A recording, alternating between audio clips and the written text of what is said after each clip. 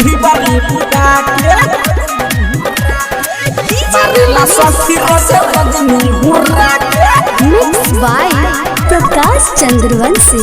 अरे खतरा के हमारा सुनो करनमा घर में घुसी वो पोली पैंट जमा।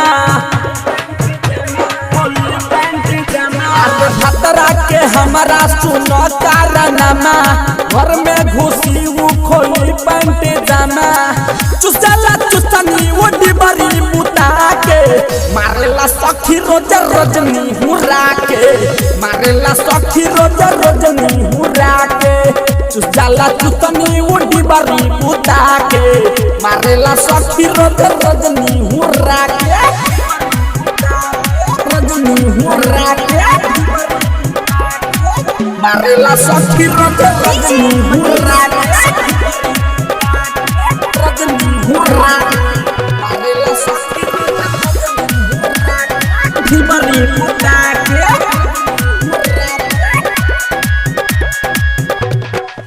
हमारा दहिया के बुझे लकार कितना वो करेला फतार। वो हमरा दहिया के बुझे लकार कितना वो करेला फतार। छोड़ देला सरधा वो मन भर पूजा के मारेला सखी रोज रजनी हुर्रा के।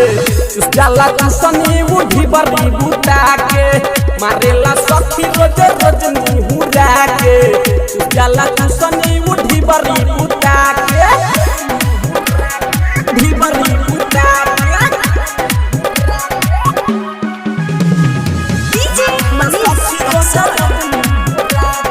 ढिबरी बुता के सुर संगम रिकॉर्डिंग स्टूडियो साहिबगंज। ढिबरी बुता के हमर विक्रम जी बारे भतार कोई देले पूरा यार पार। वो हमर विक्रम जी बारे भतार कोई देले पूरा यार पार। मनोज में दर्दी छोड़ देला खुदा के मारेला सखी रोज रजनी हुर्रा के। जाला चुसनी वो ढिबरी बुता के मारेला सखी रोज रजनी हुर्रा के। जाला चुसनी वो ढिबरी बुता के।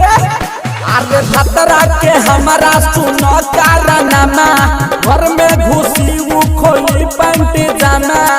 चुसला चुसनी वो डिबरी बुता के मारेला सखी रोज रजनी हुर्रा के।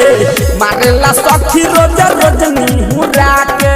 चुसला चुसनी वो डिबरी बुता के मारेला सखी रोज रजनी हुर्रा के। रजनी हुर्रा के। Contact number 7352676438।